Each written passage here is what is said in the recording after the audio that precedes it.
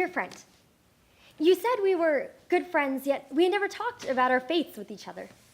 You asked me to share, so I did. And I'm sorry that it wasn't what you wanted to hear.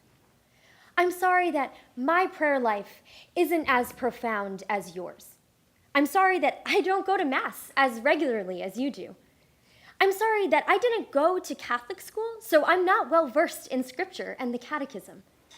I'm sorry that my father raised me to question and critique organized religion.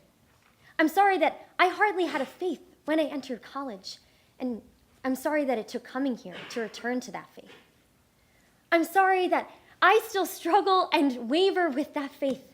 And I'm sorry that it's hard to claim the Catholic Church as my own when it's existed for centuries as an institution that excludes, oppresses, and ignores so many identities. I'm sorry that I consider myself a social justice Catholic. I'm sorry that I'm pro-choice. I'm sorry that I believe in sex before marriage. I'm sorry that I've had sex before marriage. I'm sorry that my brand of Catholicism isn't as good as yours. But the thing is, you asked. You wanted to know. I shared with you something that I tend to keep to myself out of fear of judgment in a very Catholic atmosphere, and I trusted you. My good friend, to use your own words. You know what? Good friends don't judge. They listen.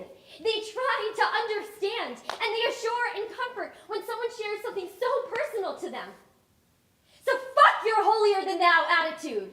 Don't ask me to talk about my faith if you're only going to respond with judgment when it doesn't match yours. What happened to the compassion, the empathy that the church is supposed to preach?